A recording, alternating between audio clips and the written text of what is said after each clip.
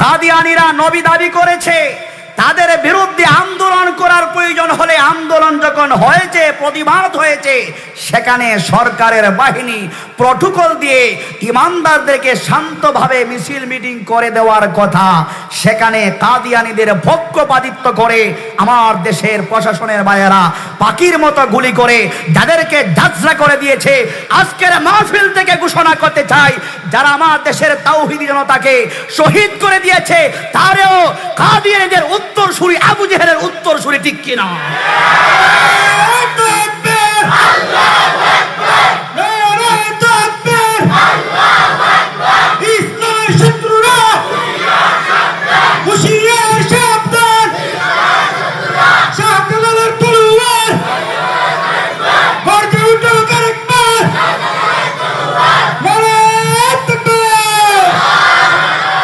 এই শাহজালালের বাংলাদেশে, শহীদ তিতুমীরের বাংলাদেশে, শাহ মাখদুমের বাংলাদেশে তাওহীদি জনতার উপর গুলি বর্ষণ করে যারা শহীদ করে ফেলেছে, সেই সমস্ত ভাইদেরকে অবশ্যই ফাঁসির কাঠে ঝুলাতে হবে, ঠিক কিনা?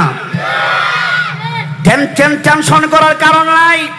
আজ হোক কাল হোক, বাংলার সবুজ ভূখণ্ডে ইসলামের পতাকা যেদিন মাথা উঁচু করে দাঁড়াবে, তাদেরকে ফাঁসির মঞ্চে ঝুলানো হবে।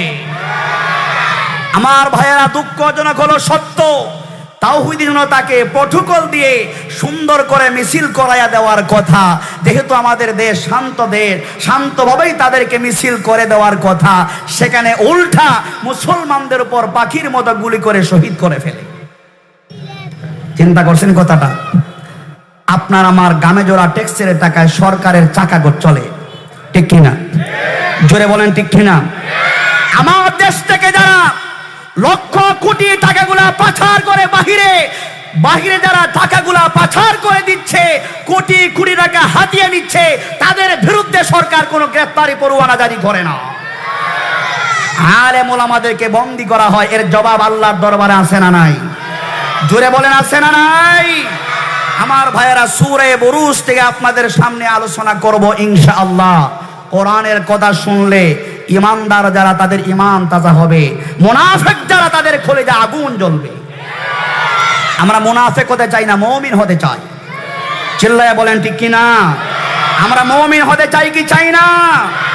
সূরা বুরুজ আল্লাহ সুবহানাহু ওয়া তাআলা ইমানদারদের ঈমানকে শানিত করার জন্যে, ইমানদারদের ঈমানকে মজবুত করার জন্যই নাজিল করেছেন। সুবহানাল্লাহ বলেন। 360 আউলিয়ার পণ্যভূমি সিলেট কিশোরগঞ্জ সমাজ কল্যাণ পরিষদ সিলেটের উদ্যোগে আজকের এই দ্বিতীয় বার্ষিক ওয়াজ মাহফিলে সভাপতির আসনে যারা গ্রহণ করেছেন, মঞ্চ উপস্থিত রয়েছেন জাতির কর্ণধার উলামায়ে কেরাম,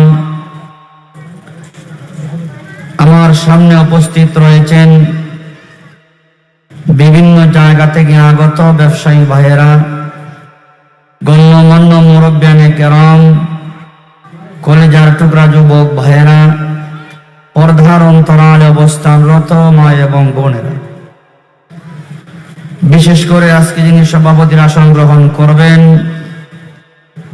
14 নং ওয়ার্ড সিলেট সিটি কর্পোরেশনের বারবার নির্বাচিত কাউন্সিলর আলহাজ নজরুল ইসলাম মনিম সহ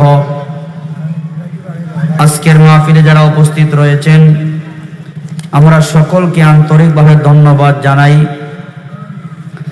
বিশেষ করে আজকের মাহফিলের আয়োজন যারা করেছেন, কিশোরগঞ্জ সমাজ কল্যাণ পরিষদের ভাইয়েরা অত্যন্ত অক্লান্ত পরিশ্রম করে টাকা পয়সা, জ্ঞান, বুদ্ধি, শ্রম, সময় দিয়ে এত সুন্দর একটা আয়োজন তারা করেছেন।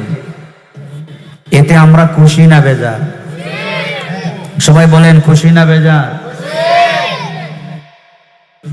আমার ভাইয়া, কিশোরগঞ্জ সমাজ কল্যাণ পরিষদ এত সুন্দর একটা আয়োজন করেছেন। আমার ভাইরা ইচ্ছা করলে একটা গানের আয়োজন করতে পারতো কিনা? মুরব্বী যারা আপনারা দূরে বসছেন, আজকে কি রাগ করছেন নাকি?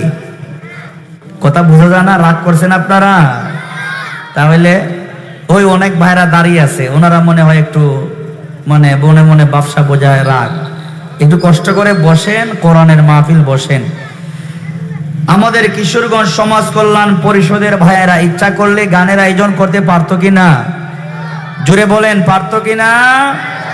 আল্লাহ তাআলা আমাদের এই কিশোরগঞ্জ সমাজ কল্যাণ পরিষদের ভাইদের ভিতরে কোরআনের মহব্বত ঢুকিয়ে দিয়েছেন। জোরে কোন ঠিক কিনা? এই সমাজ কল্যাণ পরিষদে দায়িত্বে যারা আছেন, কর্মী যারা আছেন, সকলের জন্য মন খুলে প্রাণ খুলে দোয়া দেওয়ার দরকার আছে না নাই? আওয়াজ করে বলেন, দোয়া দেওয়ার দরকার আছে না নাই? আমরা মন খুলে দোয়া করি। এই সমাজ কল্যাণ পরিষদে যে সমস্ত ভাইয়েরা টাকা পয়সা জ্ঞান বুদ্ধি শ্রম দিয়ে সময় দিয়ে আজকের এত সুন্দর আয়োজন তারা করেছেন, শোনার জন্য যারা আসছেন, আমাদের সকলের জন্য জান্নাতি যুবকদের সরদার হযরতে হাসান আর হুসাইনের সাথী বানায়া যেন আমাদেরকে আল্লাহ জান্নাতি বানায়া দেন, বলেন আমিন। অনেক উলামায়ে কেরাম আসবেন, কোরআন এবং হাদিসের আলোকে আলোচনা করবেন ইনশাআল্লাহ। চলমান অধিবেশনে আমি আপনাদের সামনে আল্লাহ পাকের মহাগ্রন্থ আল কোরআন থেকে 30টি পারা সমূহের মধ্যে 114টি সূরা সমূহের মধ্যে যেই সূরা থেকে তেলাওয়াত করলাম সেই সূরার নাম সূরা বুরুজ। কথা কি ক্লিয়ার বোঝা যায়? সূরা বুরুজ। এই সূরা বুরুজ কোরআনে হাকিমের মধ্যে 85তম সূরা। কততম সূরা? একটু যুবক ভাইরা একটু কথা বলেন, কত নাম্বার সূরা? মাশাআল্লাহ, মনোযোগ আছে। 85 নাম্বার সূরা।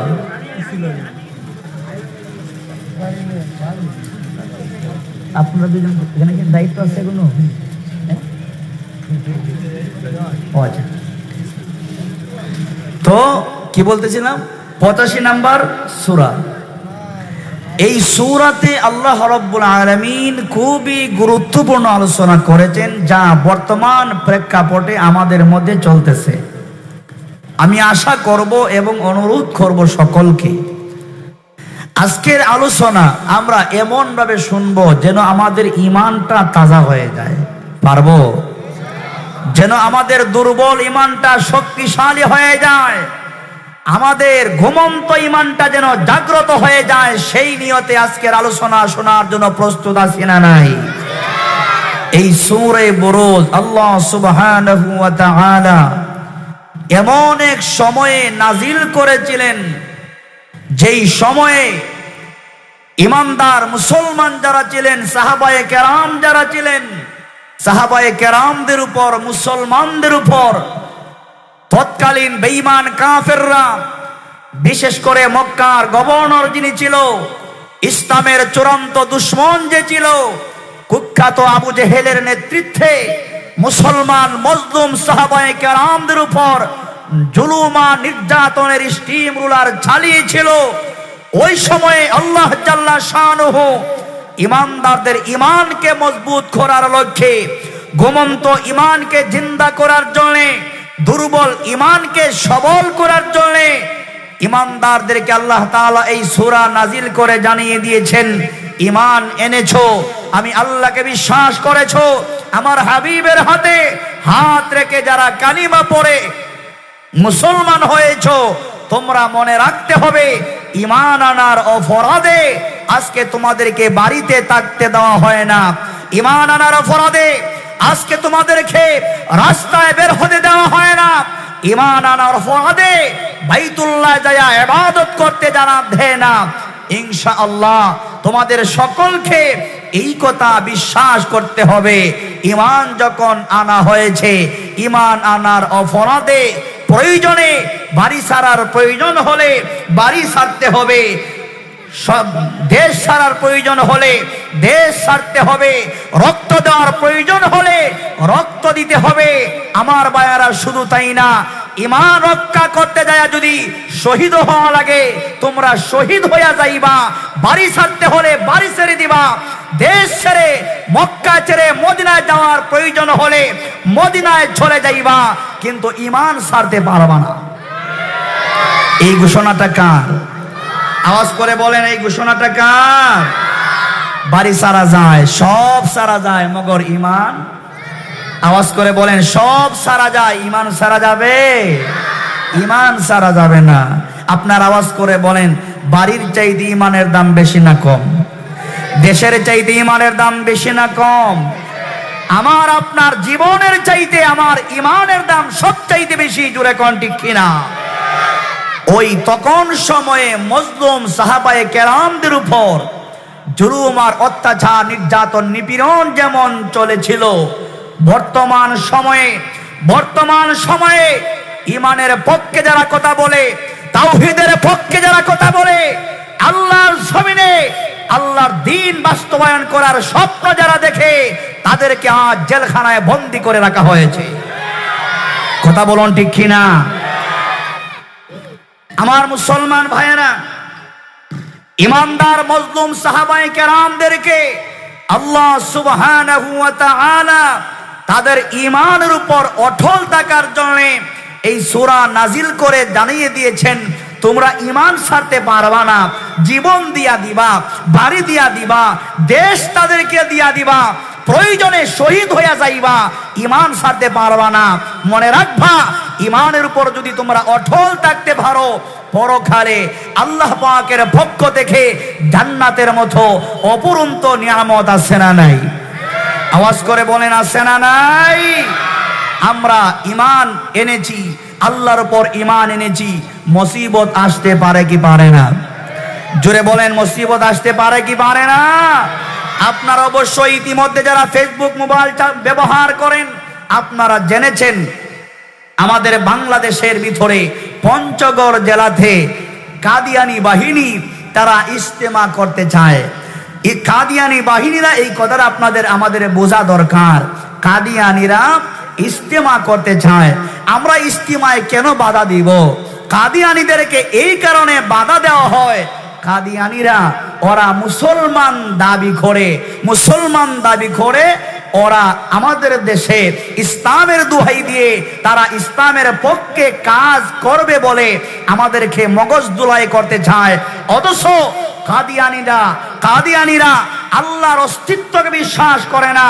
আমাদের নবী, দু জাহানের বাদশা, শফিউল মুজনবিন, সাইয়্যিদুল কাউনাইন, নবী মুহাম্মদ আরবি মুহাম্মদ মুস্তাফা সাল্লাল্লাহু আলাইহি ওয়াসাল্লাম সর্বশেষ এবং সর্বশ্রেষ্ঠ নবী।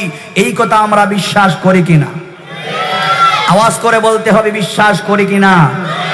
কিন্তু কাদিয়ানিরা, আমাদের বাংলাদেশে যারা কাদিয়ানি দাবি করে, ওরা আল্লাহকে বিশ্বাস করে না।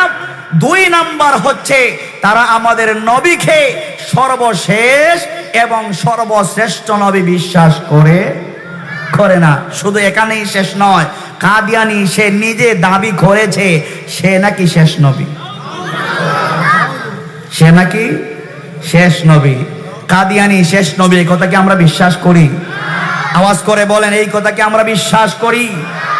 কাদিয়ানি নবী হবে কিভাবে?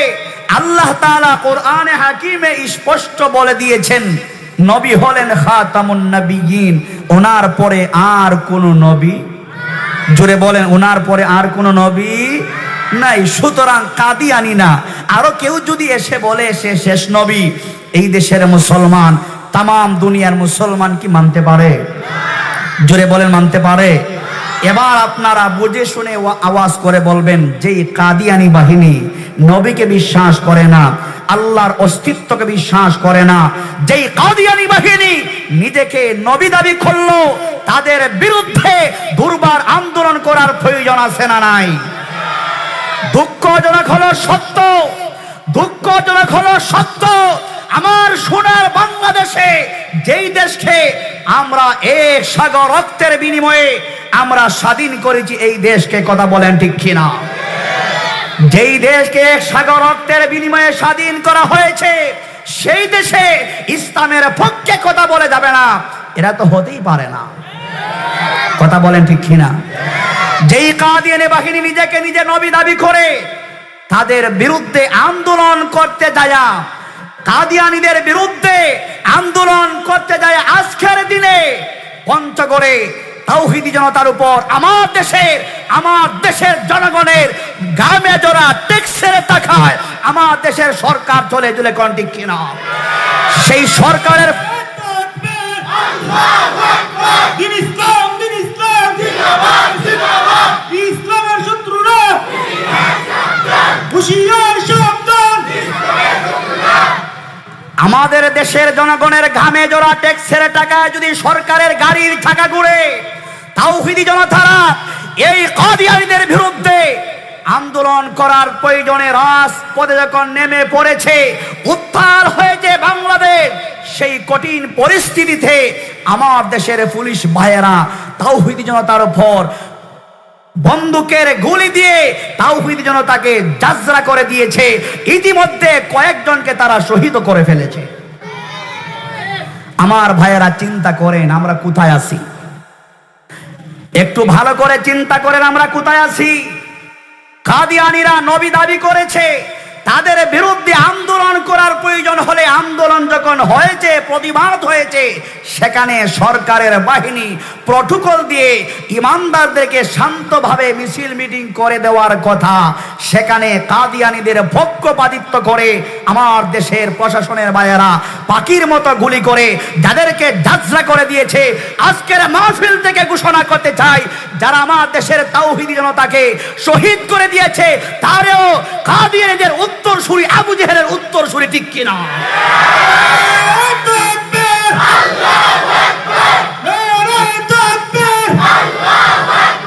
ইসলামের শত্রুরা হুঁশিয়ার সাবধান।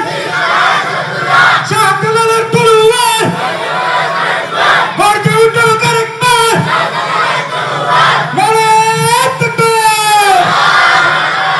এই শাহজালালের বাংলাদেশে, শহীদ তিতুমীরের বাংলাদেশে, শাহ মাখদুমের বাংলাদেশে তাওহীদি জনতার উপর গুলি বর্ষণ করে যারা শহীদ করে ফেলেছে, সেই সমস্ত ভাইদেরকে অবশ্যই ফাঁসির কাঠে ঝুলাতে হবে, ঠিক কিনা? টেনশন করার কারণ নাই। আজ হোক কাল হোক, বাংলার সবুজ ভূখণ্ডে ইসলামের পতাকা যেদিন মাথা উঁচু করে দাঁড়াবে, তাদেরকে ফাঁসির মঞ্চে ঝুলানো হবে। আমার ভাইয়েরা, দুঃখজনক হলো সত্য, তাওহীদি জনতাকে প্রটোকল দিয়ে সুন্দর করে মিছিল করাইয়া দেওয়ার কথা, যেহেতু আমাদের দেশ শান্ত দেশ, শান্তভাবেই তাদেরকে মিছিল করে দেওয়ার কথা, সেখানে উল্টা মুসলমানদের উপর পাখির মতো গুলি করে শহীদ করে ফেলে। চিন্তা করছেন কথাটা? আপনার আমার গামে জোড়া ট্যাক্সের টাকায় সরকারের চাকা চলে, ঠিক কিনা? জোরে বলেন ঠিক কিনা? আমার দেশ থেকে যারা লক্ষ কোটি টাকাগুলা পাচার করে বাহিরে যারা টাকাগুলা পাচার করে দিচ্ছে, কোটি কোটি টাকা হাতিয়ে নিচ্ছে, তাদের বিরুদ্ধে সরকার কোনো গ্রেফতারি পরোয়ানা জারি করে না। আলেম ওলামাদেরকে বন্দী করা হয়, এর জবাব আল্লাহর দরবারে আছে না নাই? জোরে বলেন আছে না নাই? আমার ভাইয়েরা, সূরা বুরুজ থেকে আপনাদের সামনে আলোচনা করব ইনশাআল্লাহ। কোরআনের কথা শুনলে ইমানদার যারা তাদের ঈমান তাজা হবে, মুনাফিক যারা তাদের কলিজা আগুন জ্বলবে। আমরা মুনাফিক হতে চাই না, মুমিন হতে চাই। চিল্লায়া বলেন ঠিক কিনা? আমরা মুমিন হতে চাই কি চাই না? সূরা বুরুজ আল্লাহ সুবহানাহু ওয়া তাআলা ইমানদারদের ঈমানকে শানিত করার জন্য, ইমানদারদের ঈমানকে মজবুত করার জন্যই নাজিল করেছেন। সুবহানাল্লাহ বলেন। এবার আসুন আমি আলোচনা শুরু করি। আল্লাহ তাআলা এই সূরাটা নাজিল করার আগে 4 বার কসম করেছেন। আল্লাহ তাআলা এই সূরাতে যেই কথা বলবেন, যেই বক্তব্য দিবেন, সেই বক্তব্য দেওয়ার আগে আল্লাহ কসম করেছেন কয়বার? জোরে বলেন, কসম করেছেন কয়বার?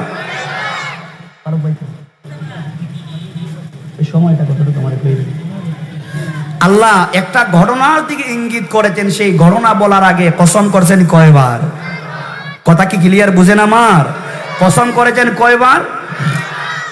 আপনারা শিক্ষিত মানুষ, আওয়াজ করে বলেন, আল্লাহ কি কসম করে কিছু বলার দরকার আছে? কথা বলে না, দরকার আছে? আমরা যারা সাধারণ মানুষ আছি, আমাদের কথাকে বিশ্বাসযোগ্য বানাবার জন্য আমরা মাঝে মধ্যে কসম করি, বলে দোস্ত দেখ আমি যে কথাটা বললাম কথাটা আসলেই সত্যি, বিশ্বাস কর, আল্লাহর কসম করে বলি কি বলি না? তো আল্লাহ তো কসম করার কোনো কথাই না, ঠিক কি না? আল্লাহ তো কসম করে কিছু বলার প্রয়োজন পড়ে না, আল্লাহ তো এমনিই বললে আমাদের বিশ্বাস করতে হবে, কথা কোন ঠিক কি না? তারপরও আল্লাহ কসম করেছেন কয়বার? 4 বার। আমার মুসলমান ভাইয়েরা, আল্লাহ সুবহানাহু ওয়া তাআলা ইমানদারদের ঈমানকে জিন্দা করার জন্য, ইমানদারদের ঈমানটাকে মজবুত করার জন্য একটা ঘটনার দিকে ইঙ্গিত করছেন। আল্লাহ তাআলা যেই ঘটনার কথা বলার আগে আল্লাহ তাআলা 1 বার নয় 2 বার নয় 4 বার কসম করেছেন। জোরে কোন সুবহানাল্লাহ। আমার ইমানদার ভাইয়েরা, চামড়ার কান দিয়া না দিলের কান লাগায়া কথাগুলো শুনবেন, ঈমান তাজা হবে। আল্লাহ তাআলা বলেন ওয়াস-সামাই যাতিল বুরুজ। আমরা যখন আসমানের দিকে তাকাই, রাত্রিবেলা যখন আসমানের দিকে তাকাই, আসমানের দিকে তাকালে মিটমিট করে তারকারাজি জ্বলে আমরা দেখতে পাই কি পাই না? পাই কি পাই না? আল্লাহ তাআলা তারকা বিশিষ্ট আসমানের শপথ আল্লাহ করেছেন। আমার ভাইয়ারা, আপনারা প্রশ্ন করতে পারেন আল্লাহ তারকা বিশিষ্ট আসমানের শপথ কেন করলেন? মুফাসসিরিনে কেরামগণ কিতাবে লিখে দিয়েছেন আল্লাহ তাআলা এই কারণে আসমানের শপথ করেছেন। এই জন্য আল্লাহ দুনিয়ার সমস্ত মানুষকে ডাক দিলেন, কিয়ামত যেদিন হয়ে যাবে শুধু কাফিরদের জন্য কিয়ামত হবে না, সকলের জন্য। কথা মনে বুঝে না? আওয়াজ করে বলেন, কিয়ামত যেদিন হবে শুধু কাফিরদের জন্য না, সকলের জন্যই তো দুনিয়া কিয়ামত হয়ে যাবে। কথা বলেন ঠিক কিনা? আল্লাহ তাআলা বলে, বান্দারা শোনো, তোমরা তোমাদের প্রতিপালককে ভয় করো, আর কিয়ামতটা অনেক ভয়ঙ্কর ব্যাপার, কিয়ামতের প্রকম্পন অনেক বিরাট বিষয়। বান্দা বান্দি শোনো, কিয়ামত যেদিন হবে, এরে আমার বান্দারা শোনো, দুনিয়া যেদিন কিয়ামত হয়ে যাবে, আল্লাহ তাআলা বলেন হামলিন হামলাহা, মায়ের পেটে যাদের বাচ্চা আছে, মায়ের পেটের বাচ্চা অটোমেটিক বের হয়ে যাবে। শুধু তাই না, যেই মা দুধের সন্তান নিয়ে আসে, দুধের সন্তানকে দুধ পান করাবে, আল্লাহ বলেন কিয়ামতের অবস্থা দেখে মা তার দুধের সন্তানের কথাটা পর্যন্ত বলে যাবে। শুধু তাই না, আল্লাহ তাআলা বলেন ওয়াতারান্নাসা সুকারা। আমার ভাইয়েরা, যুবক ভাইয়েরা, মুরব্বী বাবারা, হাতে পায়ে তরি কথাগুলা মনের কান দিয়া শুনেন। হতে পারে আজকের আলোচনা আমাদের কারো জীবনের শেষ হতে পারে, পারে কি পারে না? আমার আপনার কারো জীবনের শেষ আলোচনা যদি হয়ে যায়, এই আলোচনাটাই যেন কিয়ামতের দিনে নাজাতের উসিলা আল্লাহ বানায়া দেন, বলেন আমিন। আল্লাহ সুবহানাহু ওয়া তাআলা বলেন ওয়াতারান নাসা সুকারা। ওই দিন কিয়ামতের দিনে মানুষ পাগলের মতো দিশেহারা হয়ে যাবে। আসলে কি কেউ পাগল হবে? আল্লাহ বলেন ওয়ামা হুম বিসুকারা, আসলে কোনো মানুষ পাগল হবে না, ওয়ালাকিন্না আযাবাল্লাহি শাদীদ, আল্লাহর আযাব আর গজব দেখে মানুষ পাগলের বেশ ধরবে। সুবহানাল্লাহ। তাহলে আমার ভাইয়েরা, আল্লাহ তাআলা 2 নম্বরে কিয়ামত দিবসের শপথ করেছেন, 3 নম্বরে আল্লাহ তাআলা শাহেদ আর মাশহুদের শপথ করেছেন। শাহেদ মানে হলো জুমার দিন, আর মাশহুদের মানে হলো আরাফার দিন। শাহেদ মানে কি? কথা বলেন। শাহেদ মানে জুমার দিন, আর মাশহুদ মানে কি? আরাফার দিন। প্রথম কসম করেছেন আসমানের, 2 নাম্বার কসম করেছেন কিয়ামত দিবসের, 3 নাম্বার কসম করেছেন জুমার দিনের, 4 নাম্বার কসম করেছেন আরাফার দিনের। এই 4 বার কসম করার পরে আল্লাহ তাআলা যেই বক্তব্য দিবেন, আওয়াজ করে বলেন আল্লাহর সেই কথাটা দামি হবে কি হবে না?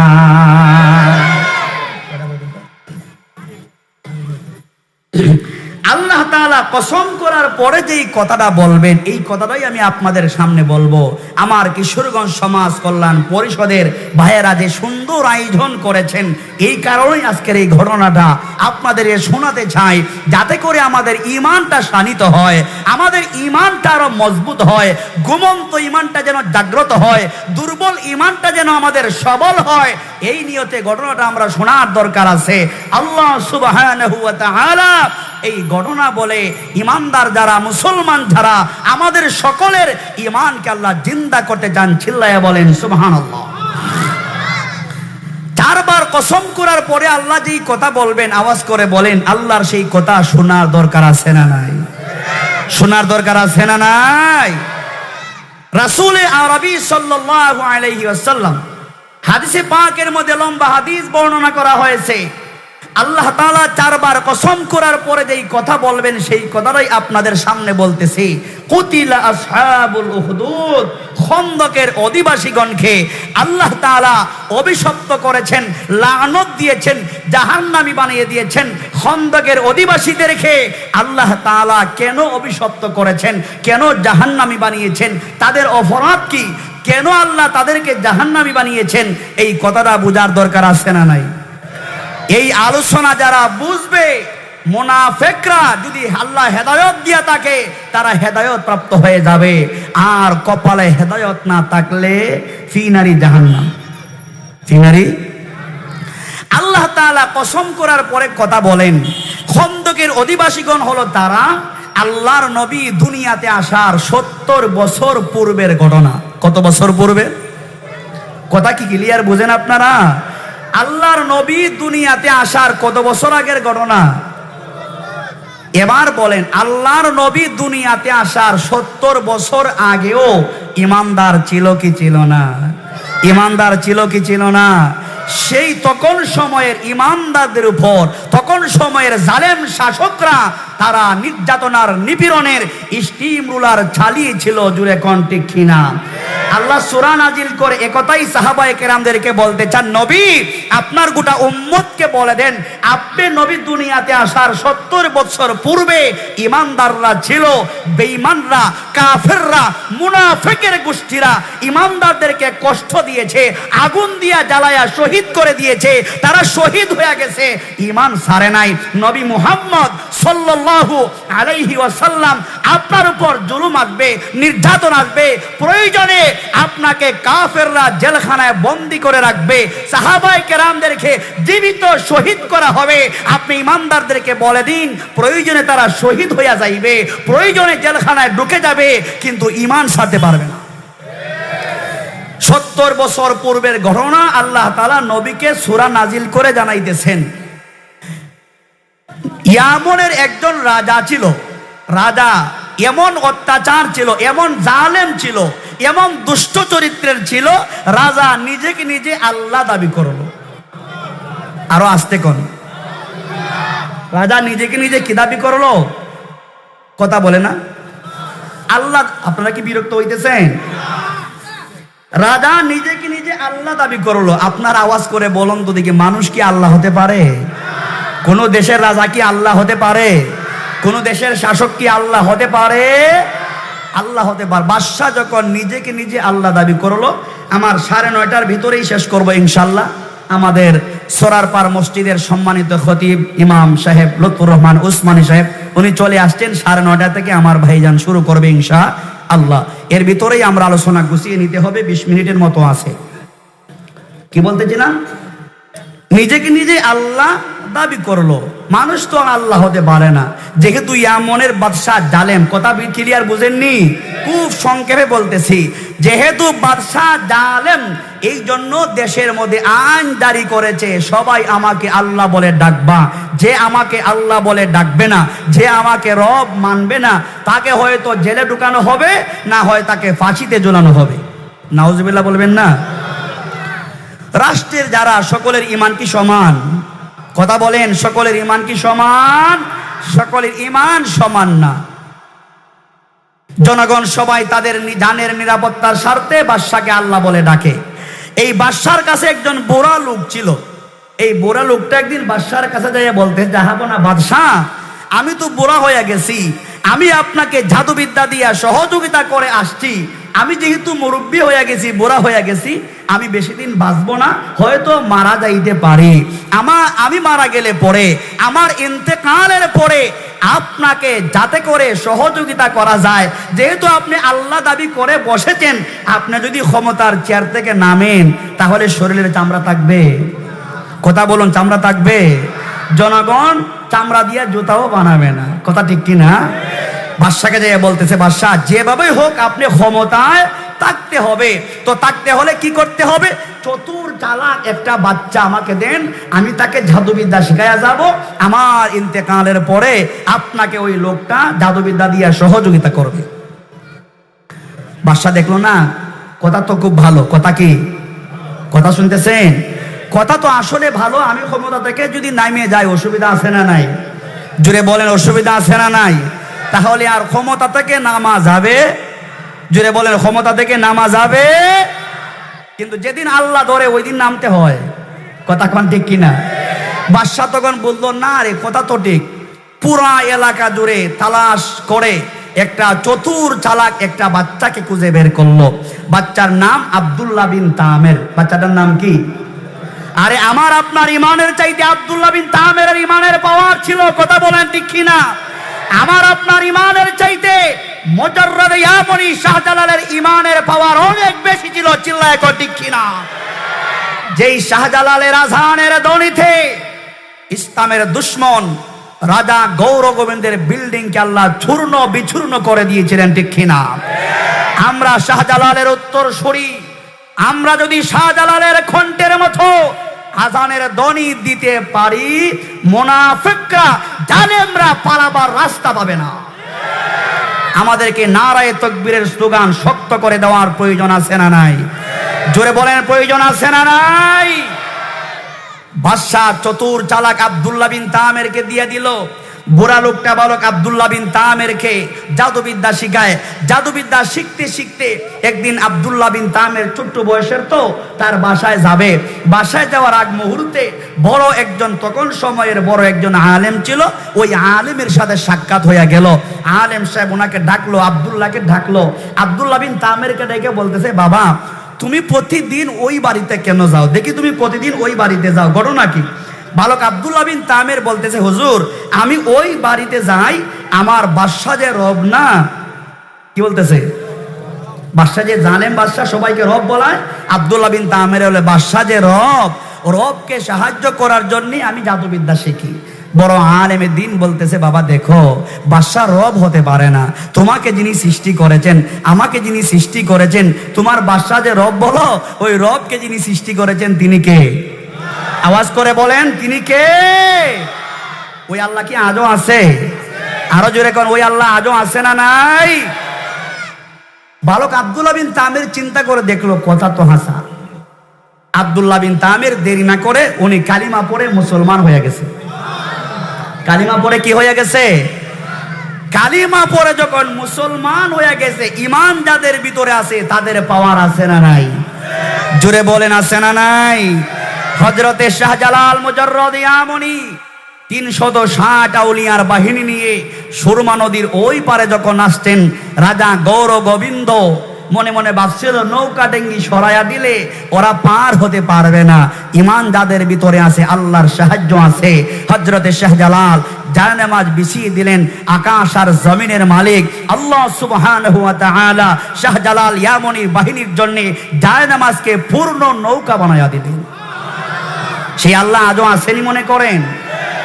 আব্দুল্লাহ বিন তামের যখন কালিমা পড়ে মুসলমান হয়ে গেল, তার ভিতরটা পরিষ্কার হয়ে গেল। কালিমা পড়ে মুসলমান হওয়ার পরে একটু সামনে যাইয়া দেখে অনেকগুলা মানুষ রাস্তায় দাঁড়িয়ে আছে, কেউ আর সামনে যাচ্ছে না। আব্দুল্লাহ বিন তামের বলে, আপনারা কেন এখানে দাঁড়িয়ে আছেন? কেউ সামনে যাচ্ছেন না, কাহিনী কি? সবাই এক বাক্যে বলল, বাবা দেখো, এখানে বিষাক্ত একটা প্রাণী পড়ে আছে, এই প্রাণীর ভয়ে আমরা কেউ সামনে যাই না, গেলেই আমাদেরকে খেয়ে ফেলবে, মেরে ফেলবে। আব্দুল্লাহ বিন তামের মনে মনে ভাবলো, হারে আমি যে আল্লাহর উপর ঈমান এনেছি, ওই আল্লাহ কি সত্যি, না বাদশা যে রব দাবি করলো ওই রব সত্যি? একটু পরীক্ষার দরকার আছে না নাই? বাদশাহ যে রব সে সত্য হবে না আল্লাহ সত্য হবে? বালক আব্দুল্লাহ বিন তামের, অসুবিধা হয় না তো আপনাদের?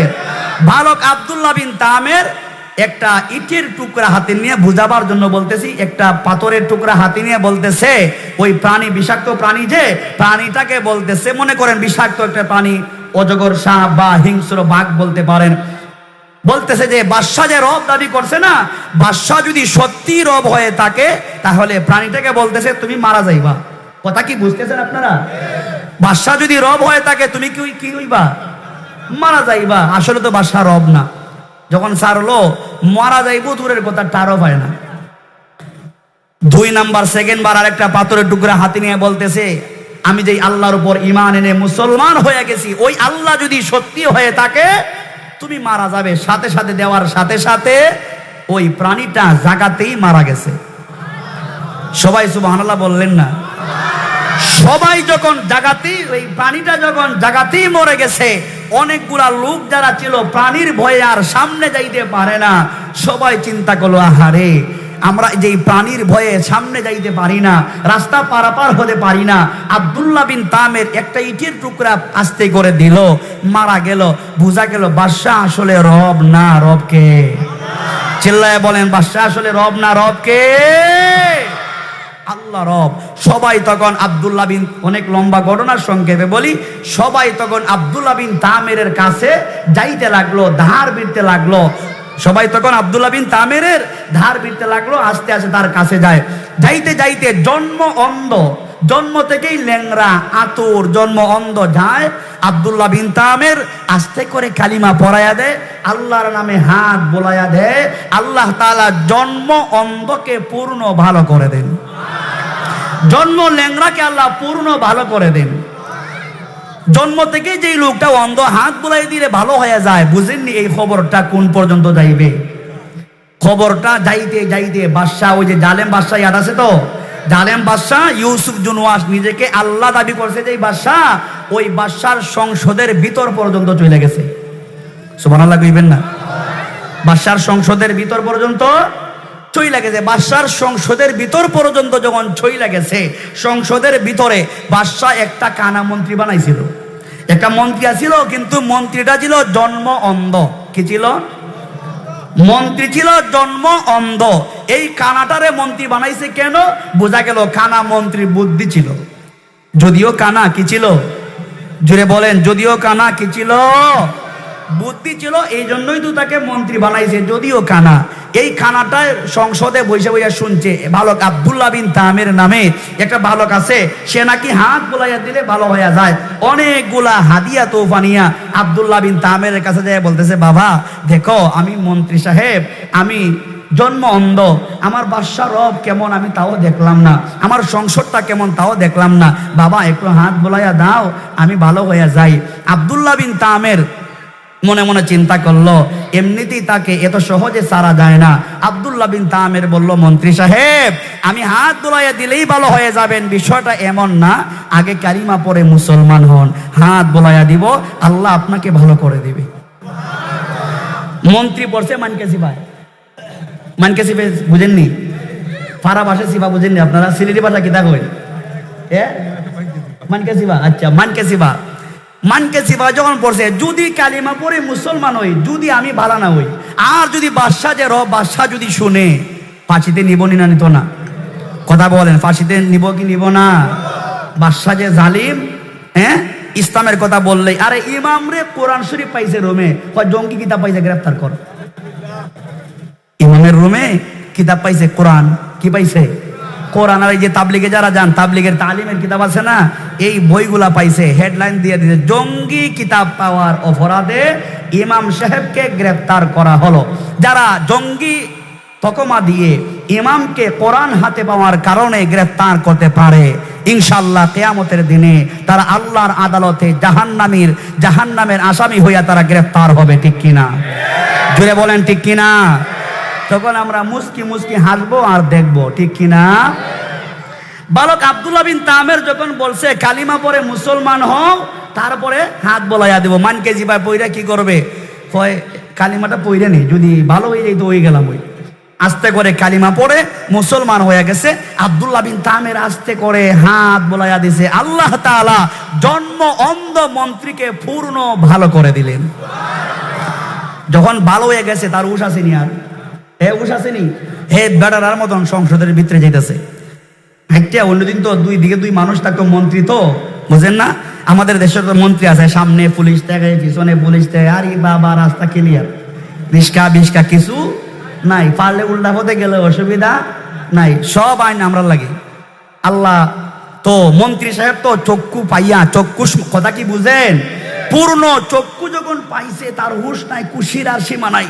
সংসদের ভিতরে হাসতে হাসতে ঢুকতেছে বাদশাহ। ওই যে বাদশাহ নিজেকে রব দাবি করছিল না, বাদশাহ তাকায় দেখে, কিরে কানা মন্ত্রী, তুই না একটু আগেও কানা ছিলে, এখন দুই চক্ষু মোটা করে আমার কাছেই তো চলে আসতেছে। মন্ত্রীকে বলতেছে, এই কানা মন্ত্রী, তুই না জন্ম অন্ধ ছিলে, তোর চক্ষু কে ফিরিয়ে দিছে? মন্ত্রী বলে, জাহাপনা বাদশাহ, আমার রব আমাকে চক্ষু ফিরিয়ে দিছে। জুড়ে বলেন, আমার রব আমাকে চক্ষু। বাদশাহ কি কয় জানেন? এই আরে বাদশাহ বলতেছে, হ্যাঁ ঠিকই আছে, আমি যে তোর রব না, আমি তোর চক্ষু ফিরিয়ে দিছি। নাওয়াজিবিল্লাহ বলবেন না? আরো জোরে কোন। আমার ইমানদার মুসলমান ভাইরা, সর্বশেষ কথা আমি আপনাদেরকে বলতে চাই, এই কথা বলে আল্লাহ ইমানদারদের ইমানকে শানিত করবেন, জিন্দা করবেন। দিল লাগাইয়া শোনেন, মন্ত্রীর জন্ম অন্ধ, মন্ত্রী চক্ষুষ্মান করেছেন কে? চক্ষু দিয়েছেন কে? সংসদে যাওয়ার পরে বলতেছে, কানা মন্ত্রী, কে তোরে চক্ষু দিল? বলি রব। বাদশাহ বলে, হ্যাঁ আমি তো রব দাবি করলাম, আমি তো তোরে চক্ষু ফিরিয়ে দিয়েছি। এবার মন্ত্রী যেহেতু ঈমান এনে কালিমা পড়ে মুসলমান হয়ে গেছে, বাদশাহ যে আসলেই রব হতে পারে না এটা মন্ত্রী ভালো করে বুঝতে পারছে কিনা। মন্ত্রী এবার সাহস এসে গেছে। মন্ত্রীর ঈমান যখন আনছে, ঈমানদার যারা তাদের বুকে সাহস আছে না নাই? কথা বলেন, ঈমানদার যারা, মুমিন যারা, তাদের বুকে সাহস আছে না নাই? ঈমানদার যারা, মুমিন যারা, তারা নারায়ে স্লোগান দিলে ঈমান তাজা হয়। কিন্তু মুনাফিক যারা নারায়ে তাকবীরের স্লোগান দিলে তাদের কলিজায় কম্পন আরম্ভ হয়ে যায়। ঠিক কিনা? ঠিক কিনা? মন্ত্রী ঈমান যখন এনেছে, মন্ত্রী বলতেছে, বাদশাহ আপনি আসলে রব হতে পারেন না, আমি আল্লাহর সন্ধান পেয়েছি, আসল মালিকের সন্ধান পেয়েছি, উনি হইল আমার আসল রব। আপনি রব না, আপনি এক নাম্বার আস্থা একটা বাটফার। আপনি এক নাম্বার কি? বাদশাকে যখন বললো আপনি এক নাম্বার বাটফার, বাদশার রাগ আছে না নাই? যে নিজেকে আল্লাহ দাবি করেছে তার সামনে বলতে যে আপনি এক নাম্বার বাটফার, বাদশার শরীরে রাগ এসে গেছে। মন্ত্রীকে রাগ করে, গুসা করে মন্ত্রীকে জেলে ঢুকাইয়া দিছে। কোথায়? ক্ষমতায় যখন আছে, নিরীহ মানুষদেরকে, আলেমদেরকে জেলে ঢুকানো করা সহজ, জেলে ঢুকানো সহজ। আল্লাহর আদালতে জালেমরা আল্লাহর আদালতে আসামি হইয়া দাঁড়াবে। ঠিক কিনা? মন্ত্রীকে জেলখানায় বন্দি করে ফেলেছে, মন্ত্রীকে রিমান্ডে নিয়ে পানিশমেন্ট দিয়েছে। মন্ত্রী যেহেতু নতুন কালিমা পড়ে মুসলমান হয়েছে, আব্দুল্লাহ বিন তামেরের কথা বলে দিয়েছে। আব্দুল্লাহ বিন তামের হাত বোলাইয়া ভালো করে দিয়েছে, কালিমা পড়াইয়া মুসলমান বানাইয়া দিয়েছে। কথা কি ক্লিয়ার বুঝতেছেন? এবার বাদশাহ আব্দুল্লাহ বিন তামেরকে জেলখানায় বন্দি করলো। জেলখানায় বন্দি করে আব্দুল্লাহ বিন তামেরকে রিমান্ডে নিয়ে এমন পানিশমেন্ট দিল। আব্দুল্লাহ বিন তামের তো জাদুবিদ্যা শিকার জন্য গেছিল। কথা কি ইয়াদ আসেনি? জাদুবিদ্যা শিকার জন্য গিয়েছিল। ওই যে বড় একজন আলেমে দিন, বড় একজন আলেমে দিন ছিলেন, উনি যে কালিমা পড়ায়া মুসলমান বানায়া দিলেন, আব্দুল্লাহ বিন তামের ওই আলেমের কথা বলে দিয়েছে। বিপদ আছে না নাই? আল্লাহ কেমনে পরীক্ষা করেন দেখেন। বাদশাহ তখন রাগান্বিত হয়ে বড় আলেমে দ্বীনকে জেলখানায় বন্দি করলো। সংক্ষেপে শেষ করি, বড় আলেমে দ্বীনকে জেলখানায় বন্দি করে বলতেছে, তোমাকে শহীদ করা হবে। কি করা হবে? তুমি যদি আমাকে রব মানো, মুক্ত করা হবে, রব না মানলে তোমাকে শহীদ করা হবে। দাঁড়ালো করাত দিয়া। করাত আপনারা চিনেননি? করাত চিনেননি? চিনেন? দাঁড়ালো করাত বাস ওই আলেমের মাথায় রাখলো মাথায় রাইকা একটু চিন্তা করে ভালো করে শুনেন। দাঁড়ালো করাত যদি আমার মাথায় রাখা হয়, আপনাদের কারো মাথায় যদি রাখা হয়, আর যদি বলা হয় আমাকে যদি রব মানো বাঁচবা, রব না মানলে করাত দিয়া তোমাকে 2 টুকরা করে শহীদ করা হবে। কয়জন মানুষ আছে ঈমানের উপর অটল থাকতে পারে, ঠিক কিনা? ওই আলেমে দিন বলতেছে, শোনো, আমাকে একবার নয়, 2 বার নয়, 100 বার যদি করাত দিয়া 2 টুকরা করা হয়, আল্লাহর কসম আমি ঈমান ছাড়ব। জোরে কোন ঈমান? আমি ঈমান ছাড়ব না। করাত দিয়া বড় আলেমে দিনকে 2 টুকরা করা হলো, উনি শহীদ হয়ে গেছে, মগর ঈমান। এবার মন্ত্রীকে শহীদ করা হলো, রইলেন বালক আব্দুল্লাহ বিন তামের। কিন্তু আমার ভাইয়েরা, যে আব্দুল্লাহ বিন তামের জন্ম অন্ধকে হাত বুলাইয়া দিলে ভালো হইয়া যায়, ল্যাংড়া ভালো হইয়া যায়। আব্দুল্লাহ বিন তামেরকে যেমনে মন চায় এমনি তো মারা যাবে নি। কথা বলে মারা যাবে নি? মারা যাবে না। বাদশা তখন প্ল্যান করলো, অনেক পুলিশ বাহিনী ডাকলো। কি বাহিনী ডাকলো? কথা কন। বাদশা তখন রাগান্বিত হইয়া পুলিশ বাহিনী ডাকলো, চতুর চালাক দেখে বাহিনী ডাকলো। বাহিনী ডাইকা বলতেছে, মন্ত্রীকে যেইভাবে শহীদ করলাম, বুড়া আলেমকে যেইভাবে মারলাম, এইভাবে বালক আব্দুল্লাহ বিন তামেরকে মারা যাবে না। একটা কাজ করো, গোপনে গোপনে তোমরা পাহাড়ে নিয়ে যাও। পাহাড়ে নিয়ে আব্দুল্লাহ বিন তামেরকে বলবা, আমাকে যদি রব মানে তোমরা ফেরত আনবা, আমাকে রব না মারলে তোমরা পাহাড় থেকে ফালাইয়া তাকে হত্যা করবা, মেরে ফেলবা। আমার ভাইয়েরা, পাহাড়ে যখন নেওয়া হলো, আব্দুল্লাহ বিন তামের আসমানের মালিককে আল্লাহর দিকে হাত উঠাইয়া বলতেছে, আল্লাহ আমি আপনার উপর ঈমান এনেছি, বাদশাকে রব মানি নাই। আল্লাহ আপনি আমাকে বাঁচান, বাদশার বাহিনীকে আপনি ধ্বংস করেন। আমার ভাইয়েরা, পাহাড়ে ভূমিকম্প আরম্ভ হয়ে গেল, বাদশার বাহিনী সব পইরা তছনছ হইয়া মারা গেল, জাহান্নামে চলে গেল। আব্দুল্লাহ বিন তামের আস্তে করে হেঁটে হেঁটে বাদশার রাজ দরবারে পৌঁছে যায়। বাদশার রাগ বাড়ে না কমে? বাদশার রাগান্বিত হইয়া আরো চতুর চালাক দেখে আরেক দল বাহিনী ডাকলো। বাহিনী ডাইকা বলতেছে, পাহাড়ে আর নেওয়া যাবে না, পাহাড়ে আব্দুল্লাহ বিন তামের আল্লাহ আছে, পাহাড়ে আব্দুল্লাহ বিন তামের আল্লাহ আছে, পাহাড়ে নেওয়া যাবে না, সাগরে নেওয়া নিয়ে যাও। আওয়াজ করে বলেন, সাগরে আব্দুল্লাহ বিন তামের আল্লাহ আছে না নাই? সাগরে নেওয়া হলো। সাগরে যায় বলতেছে, আল্লাহ আপনি আমাকে বাঁচান, বাদশার বাহিনীকে শেষ করেন। সাগরের ঢেউ আরম্ভ হয়ে গেল, বাদশার বাহিনী সব পানিতে বইরা হাবুডুবু খাইয়া মারা গেল। আব্দুল্লাহ বিন তামের পানির উপর দিয়া হেঁটে হেঁটে বাদশার রাজ দরবারে চলে যায়। বাদশার রাগ উঠে গেল। বাদশা বলতে, আব্দুল্লাহ বিন তামের যেভাবেই হোক তোমাকে মারতে হবে। বালক আব্দুল্লাহ বিন তামের বলল, কেমনে মারবা? আমার পরামর্শ নিলে মারতে পারবা। আমার ভাইয়েরা, সংক্ষিপ্ত কথা, আব্দুল্লাহ বিন তামের বলল, বাদশাহ আমার কথা যদি শুনেন আমাকে মারতে পারবেন। আমার কাছে একটা অস্ত্র আছে, আপনি পুরো এলাকা মাইকিং করান। তাফসীরের কিতাবে উল্লেখ আছে 10-12 হাজার 20 হাজার পর্যন্ত আছে। 20 হাজার মানুষকে যারা বাদশাকে রব বলতো, ওই মানুষদেরকে এক মাঠে জমা করে আব্দুল্লাহ বিন তামেরকে হত্যা করবে। আব্দুল্লাহ বিন তামের বলে, বাদশাহ আপনার নামে দিলে মরব না, আমার আল্লাহর নামে তীর মারবেন। বালক আব্দুল্লাহ বিন তামেরকে শহীদ করতে আল্লাহর নামে যখন তীর মারলো, আব্দুল্লাহ বিন তামের কালিমা পড়ে পড়ে শহীদ হয়ে গেল। কুতিলা আসহাবুল উখদুদ। ওই যে 20 হাজার মানুষ ছিল, সবাই বাদশাকে রব বলে ডাকতো। বাদশার ভয়ে সবাই তাকায়া দেখলো, না না, আসলে বাদশার তো কোনো পাওয়ার বাদশার তো কোনো পাওয়ার নাই, বাদশার তো কোনো ক্ষমতা নাই। কেমনে বাদশার রব হয়? আব্দুল্লাহ বিন তামের যেই কালিমা পড়ে শহীদ হয়ে গেছে, উনি তো আসল রব। সবাই এক বাক্যে বলতেছে, ও বাটফার বাদশা, তোমাকে আর রব বলে ডাকবো না। আব্দুল্লাহ বিন তামের যেই কালিমা পড়ে মুসলমান হয়ে গেল, যেই রবের উপর ঈমান এনে শহীদ হয়ে গেল, আমরাও সেই রবের উপর ঈমান এনে আমরাও মুসলমান হয়ে গেলাম। আমার ভাইয়েরা, 20 হাজার ইমানদার যখন হয়ে গেলেন, কালিমা পড়ে যখন মুসলমান হয়ে গেলেন, কুতিলা আসহাবুল উখদুদ। বাদশা রাগান্বিত হইয়া তার বাহিনীকে বলে, খন্দক খনন কর, মাটি খনন কর। বিশাল আকারে খন্দক খনন করে মাটি খনন করে 20 হাজার ইমানদার মানুষকে আগুনের ভিতরে, গর্তের ভিতরে ঢুকাইয়া চতুর্দিকে আগুন জ্বালাইয়া দিল। কি জ্বালাইয়া দিল? চতুর্দিকে আগুন জ্বালায়া দিল, আর বলতেছি আগুন দিয়া জ্বালায়া তোমাদেরকে শহীদ করা হবে। আমাকে যদি রব মানো মুক্ত করা হবে। 20,000 ইমানদার এক বাক্যে বলল, বাদশাহ আপনি রব না, একবার না দুইবার না 1000 শহীদ করে দেন, আগুন দিয়া জ্বালায়া দেন, আমরা আল্লাহর পরিচয় পেয়ে গেছি, ইমান আমরা ছাড়ব না। 20,000 ইমানদারকে আগুন দিয়া জ্বালায়া শহীদ করা হলো। একজন মহিলা ছিল, কোলে একটা দুধের বাচ্চা ছিল।